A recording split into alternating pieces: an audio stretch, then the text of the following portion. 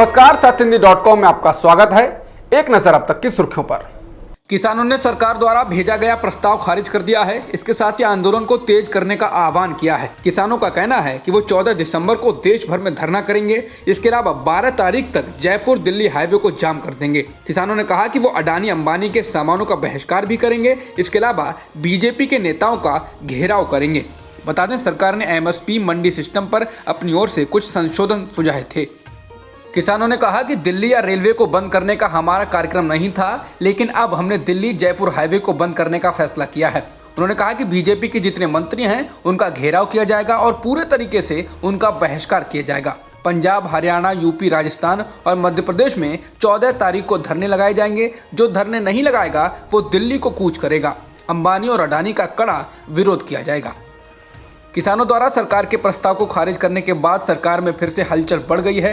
इसके बाद कृषि मंत्री नरेंद्र सिंह तोमर गृह मंत्री अमित शाह से मिलने के लिए उनके आवास पहुंचे हैं। विपक्षी दलों का एक प्रतिनिधिमंडल राष्ट्रपति रामनाथ कोविंद से मुलाकात करने पहुंचा। इसमें राहुल गांधी, सीताराम येचुरी, शरद पवार समेत कई नेता शामिल थे।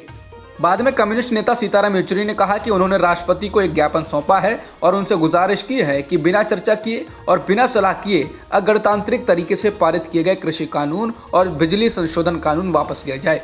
वहीं एनसीपी नेता शरद पवार ने कहा कि कड़कड़ाती ठंड में किसान सड़कों पर डटे हुए हैं और नाराज हैं। सरकार की जिम्मेदारी है कि वो किसानों की समस्या को हल करे। वाणिज्य और उद्योग राज्य मंत्री सोम प्रकाश ने बुधवार को कहा है कि किसानों का विरोध प्रदर्शन ना तो देश के हित में है और ना ही पंजाब के। उन्होंने कहा कि अगर अधिकतर मांगों को मान लिया जाता है तो किसानों को सरकार का प्रस्ताव स्वीकार कर अपना विरोध प्रदर्शन बंद कर देना चाहिए। रिया चक्रवर्ती के भाई शौविक चक्रवर्ती उन मामलों में 3 महीने जेल में रहे जिन्हें अदालत ने कोई आरोप ही नहीं माना है। एक हफ्ते पहले ही विशेष अदालत के आदेश के बाद शौविक को जेल से रिहा किया गया है और अब कोर्ट का विस्तृत फैसला आया है। इस आदेश में कोर्ट ने कहा है कि ड्रग्स की तस्करी के लिए धन मुहैया कराने के सख्त आरोप उनके मामले पर लागू ही नहीं होते हैं, जबकि उन पर जो आरोप लगाए गए थे उसमें 20 साल की सजा का प्रावधान था।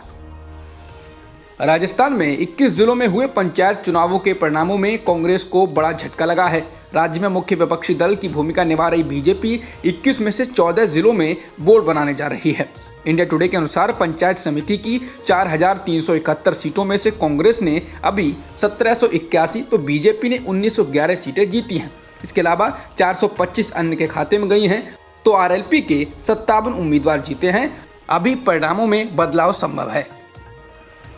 त्रिपुरा में सियासी हलचल बढ़ गई है। अपनी ही पार्टी कार्यकर्ताओं के द्वारा विप्लव हटाओ बीजेपी बचाओ नारे लगाए जाने के बाद मुख्यमंत्री बिप्लब देब ने बड़ा बयान दिया है। उन्होंने कहा है वो लोगों से पूछेंगे कि उन्हें मुख्यमंत्री रहना चाहिए या नहीं। उन्होंने कहा कि वो 13 दिसंबर को विवेकानंद मैदान जाएंगे और त्रिपुरा के लोगों से पूछेंगे कि उन्हें मुख्यमंत्री रहना चाहिए या नहीं। उन्होंने कहा कि अगर जनता मेरा समर्थन नहीं करती है तो मैं पार्टी आलाकमान को इस बारे में सूचित कर दूंगा। मेरी जनता से अपील है वो 13 दिसंबर विवेकानंद मैदान पहुंचे। विप्लव ने कहा कि उनके खिलाफ लगाए गए नारों से वो काफी दुखी हैं।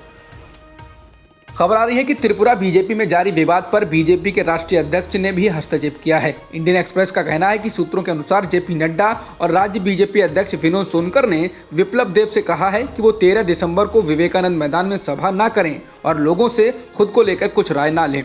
इसके बाद कहा जा रहा है कि विप्लब मान गए हैं, हालांकि अभी ऐसा कुछ आधिकारिक तौर पर नहीं कहा जा सकता।